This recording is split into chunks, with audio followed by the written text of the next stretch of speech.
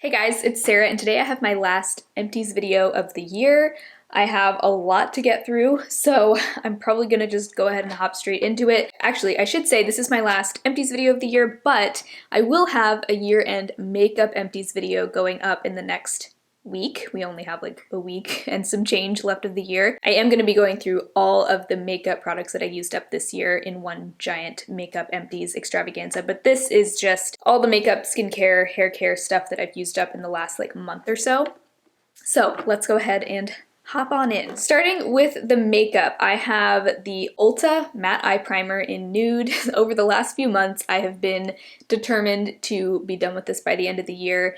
There is still a tiny bit left in here. I think what I'm gonna say is the cutoff is gonna be December 31st. I'm gonna use it until then, and then after that, it's done. Even if there is a tiny bit left still, I'm kind of over this eyelid primer. This is the eyelid primer I've been using for the last like 2.5 years, so you get an excellent value for your money with this. I think it's like $12 for this, and it lasts so long. This is not my favorite eyelid primer. The good things about it are that it does give a little bit of coverage to your eyelids, so if you have any discoloration that you're trying to cover up, it just kind of cancels that out. You can see that it has kind of a neutral beige kind of undertone to it, and it does have a little bit of coverage. That may be all you're looking for with an eyelid primer, just something as like an eyeshadow base. The thing I didn't like about this though was that I felt like my eyeshadow would still crease and fade at the end of a long day. That's like pretty much the main reason why I use eyelid primer, is to keep my eyeshadow lasting all day without creasing or fading. It's like you had one job, you know? For me, that's like the one reason I use eyeshadow primer. It got me through the last like 2.5 years, but I am glad to be done with it, and I would not repurchase it. Okay, another makeup thing I'm very excited to be done with, this is the Physicians Formula Healthy Powder. This was in my project pan for the better part of 2020, and I'm glad to be finished with it. I didn't love this powder. I would mainly use this all over my face to set my makeup, but I did feel like a lot of times it would just look kind of heavy and makeup-y on my skin. And actually, funny thing is, now that I'm done panning this, I've been skipping setting powder pretty much every day with the exception of my under eyes. And I am so much happier with the way that my foundation looks when I don't use powder. So I guess I'm kind of going through a little bit of a change of heart there, because I used to always use powder. Like, it would never fail. It was like an essential part of my routine. Now that my skin is more dry, I don't really feel like I need it. Like, my foundation looks better all throughout the day without powder. Even at the end of the day, whether I'm wearing powder or not, my makeup is probably gonna fade a little bit. It's gonna look like I've been wearing it all day, but without powder, it looks way better. Didn't love this powder, but also I'm kind of realizing I don't love most powders, so take that with a grain of salt. But regardless, I wouldn't buy this again just because I'm not purchasing from Physicians Formula anymore. Also, I think it's discontinued anyway, so I'm just glad to have that done. I finished this is something that I love that I did finish, the Red Apple Lipstick in Beachside. This was in my project pan as well.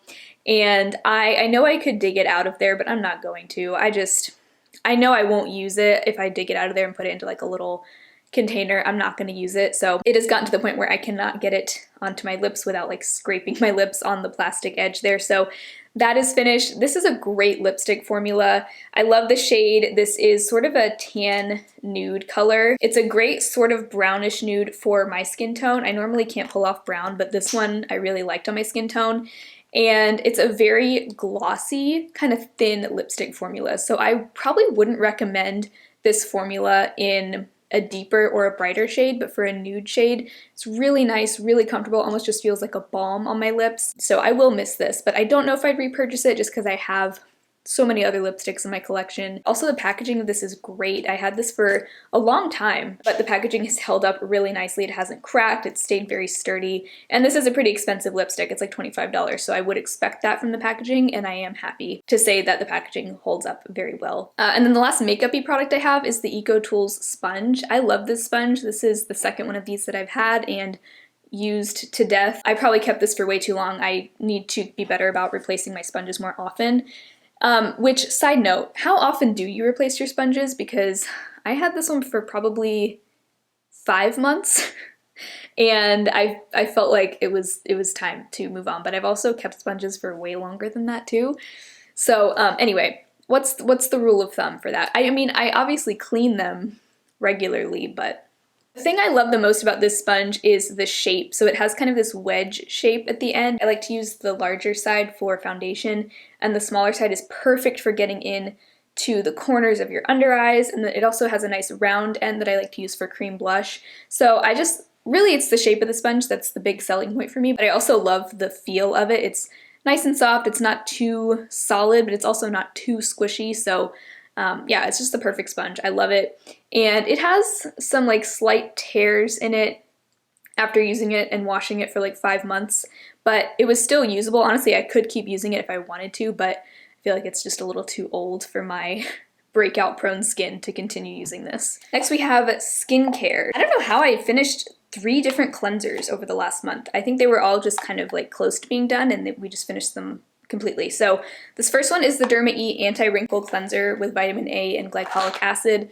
This was a fine cleanser, it's a gel cleanser. It did kind of foam up a little bit. Don't really feel like it was anything that life-changing. It was kind of just a whatever basic cleanser.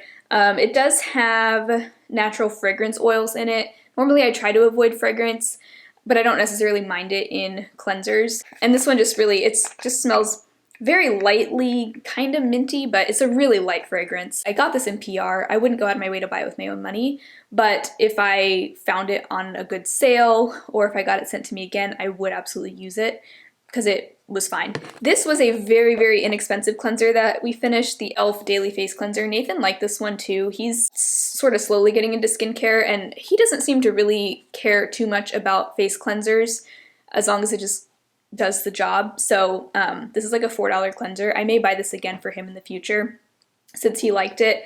I didn't love it. It does have a very strong perfumey fragrance to it. I didn't feel like it was doing any favors for my skin, but it also wasn't doing anything bad.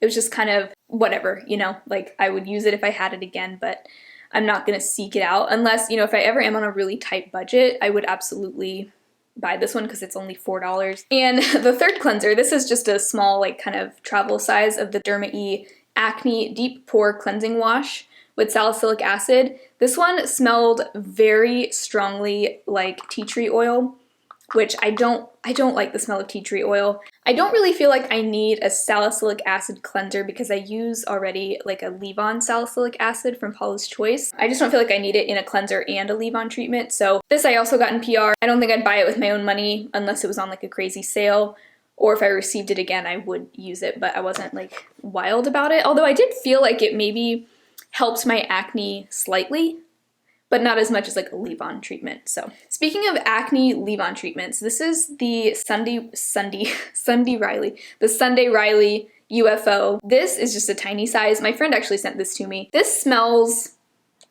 interesting. It smells like cumin and also kind of like corn tortillas.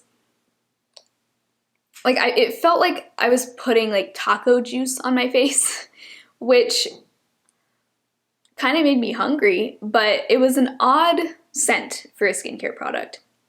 This has 1.5% salicylic acid, and it is in the form of an oil. Now, the Levon salicylic acid that I use from Paula's Choice has 2%, and I do feel like this one just wasn't quite as effective as the Paula's Choice one.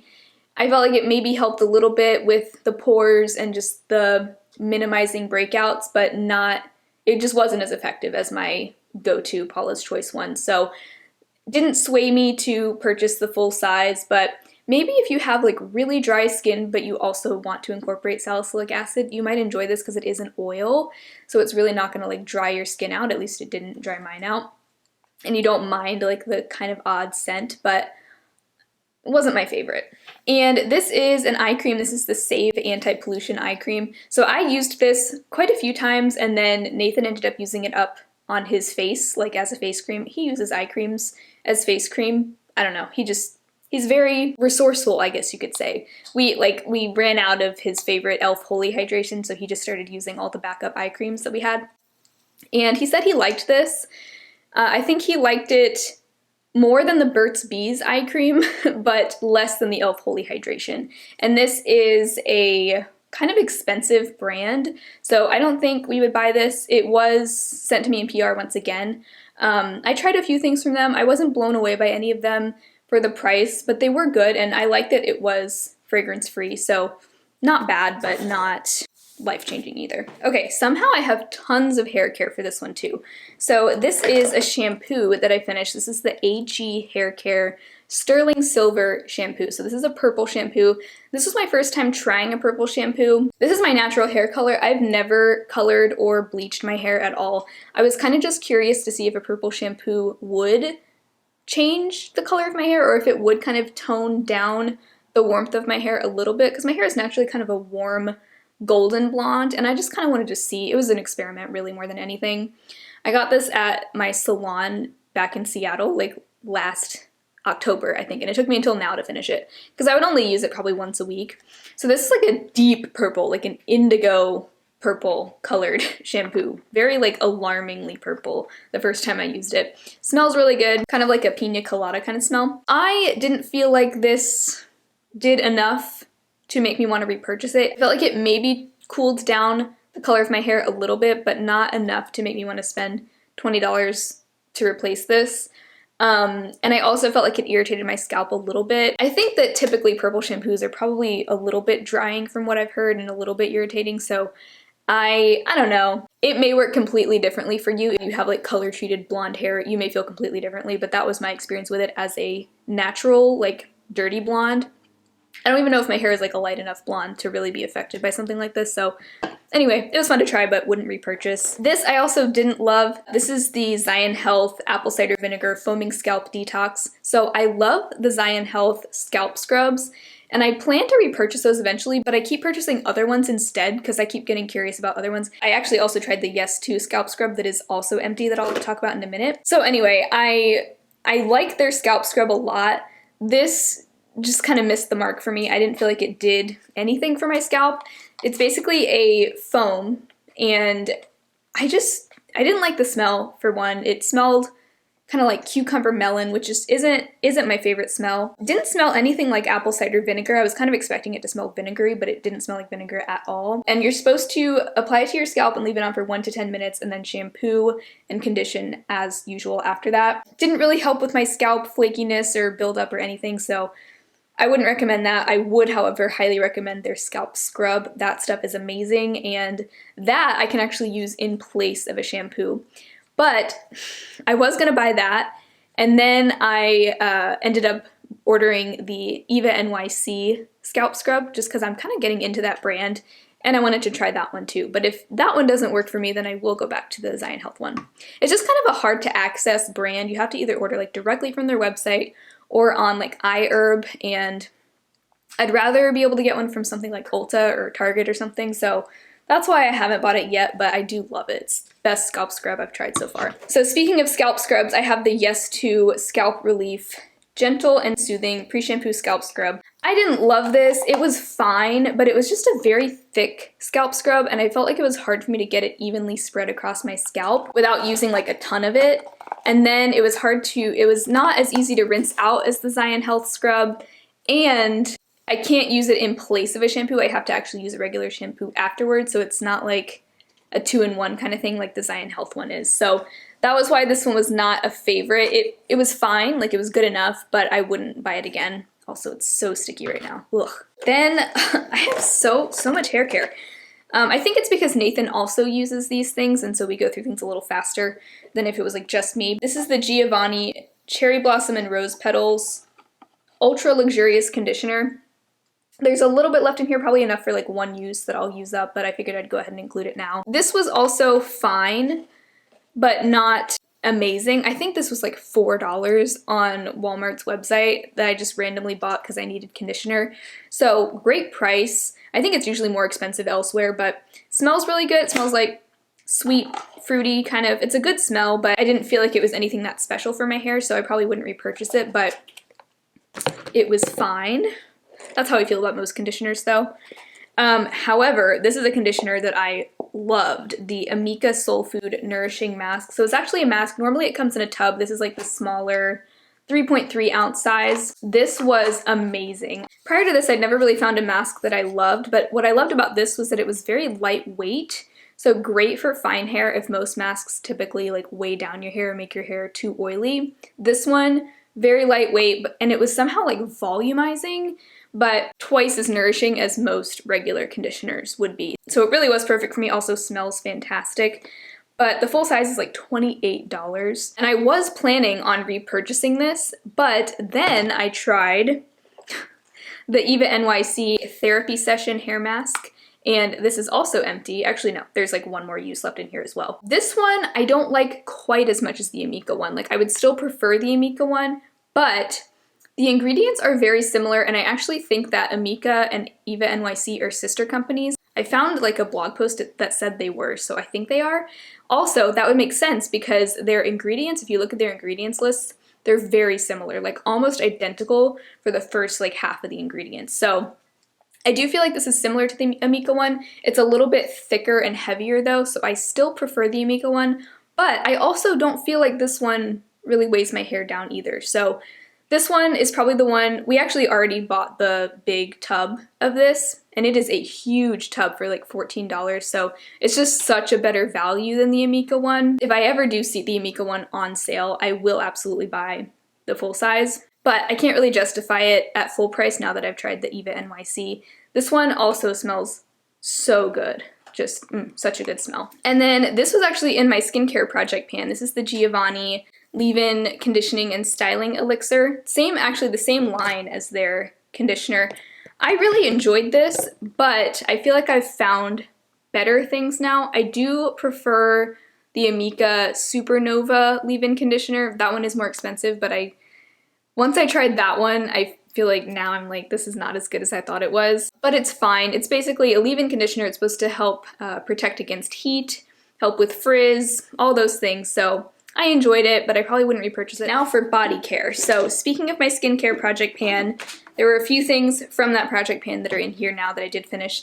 First, I have the Hemps Vanilla Plum Body Lotion. I love this lotion, mainly for the scent. This just smells so like creamy and fruity and just wonderful. And I have found that in order for me to actually use body lotion, it needs to smell really good, or else I'm just not going to use it. So really enjoyed this, but unfortunately I think they discontinued this scent. But all of the Hemps scents are amazing, so I'd probably just buy a different one. I saw that my Walgreens actually carries Hemps now. This one I got at TJ Maxx, so I'd probably look there again if I ever want to repurchase it. But I would absolutely buy another Hemps lotion, but it would have to be on sale because at full price they're kind of expensive. This one I got for $11. Pretty good deal. Also for my skincare project pan, I used up the Andaloo Naturals Shea Butter and Cocoa Butter Hand Cream in the Lime Blossom scent. I actually have another one of these because I think I bought two at a time. They were like buy one, get one free or something. I enjoyed this hand cream, nice and thick. It didn't leave my hands feeling super greasy, but it felt very nourishing. So I would definitely recommend this. May repurchase it in the future, but again, I feel like with hand creams, I kind of just like to try new things rather than repurchase the same one over and over again. But I would recommend that. And then another skincare project pan thing. So this is not quite finished yet. I will be cutting it open probably in the next day or so and scraping everything out of there. But this is the Super Goop Hand Screen SPF 40. So it's an SPF hand cream, which is great if you are needing like a hand-specific SPF, especially if you're driving. This, I just got the small size, but they do have a larger size that's in like a pump bottle. I enjoyed this. It did feel kind of greasy on my hands, so I will say that. If you want something that's like not greasy and slippery, this is not it. I would recommend it if you feel like you need something like this to actually remember to put on hand SPF, but I also know, like logically, I can just use whatever body sunscreen I have on hand, no pun intended. So I probably wouldn't repurchase it just because it is expensive for what it is. It's just a sunscreen that's meant for your hands. Another body product, this is just a refill pack of the Preserve 5-blade razors. These are the razors I've been using for years, and they get the job done. They're not the best razors by any means. I feel like there's better out there, but I like that it's a cruelty-free brand and they use recycled plastic. I know I could switch to like a safety razor, but I really don't want to. I'm terrified of those things. I'm thinking about possibly switching to Billy razors. If anybody has tried that brand, let me know, because I've heard they're really good, and I'm kind of ready to like level up my razor game, because while these are fine and they get the job done, I just feel like they're not the best out there. And then last, I have just a few miscellaneous products. So I finished these True Earth laundry detergent strips. These are great if you're looking for a plastic-free laundry detergent. They work really well. I do feel like my clothes come out nice and clean. This is the Fresh Linen scent. They did send these to me, and I was so happy to be able to try these out. I also have their fragrance-free ones that I haven't opened yet, but I do feel like I went through this pack pretty quickly because it only comes with 32 strips, which is enough for 32 loads. You can use half a strip for a smaller load, and then if you're doing a really large or heavily soiled load, they said use 2 strips, so it balances out to about 1 strip per load. And I think this costs like $20 for 32 loads, which that is pricey for only 32 loads. But I do think they have like a big value pack that you can get that may work out to be cheaper, or otherwise maybe you could just wait for a sale or something. But I do really enjoy these, and I would absolutely buy them with my own money if I could get a good deal on them. But these are great. Love that there's a plastic-free option out there, and this takes up so much less space than a regular like jug of detergent does, so pretty awesome. I finished the Tom's Luminous White toothpaste. This is, you know, good toothpaste. I would repurchase it again. It's just whatever. I don't know. I don't have a lot of thoughts about it. And then I also finished this floss. So this is the Radius Cranberry Floss. It is apparently 100% vegan, and I actually really do enjoy it. I don't really understand the cranberry flavor. Like, I think I would rather just have like a mint flavored floss, but the floss itself is really nice. It doesn't like fray super easily, which can get really annoying, and I feel like it slides between my teeth really easily. So I actually do enjoy it. I feel like it can be hard to find a good floss that you really like, so I would recommend that. So those are all my empties. Quite a mix. I'm very excited to clear these things out and get rid of them because this was quite a pile of stuff. So if you enjoyed this video, make sure to give it a thumbs up, and I will also leave my entire empties playlist linked down below. I've done many empties videos on my channel over the past couple years, so also I hope you will subscribe to my channel if you've not already. I have been uploading every day throughout December, so I will hopefully see you tomorrow in my next video. Bye.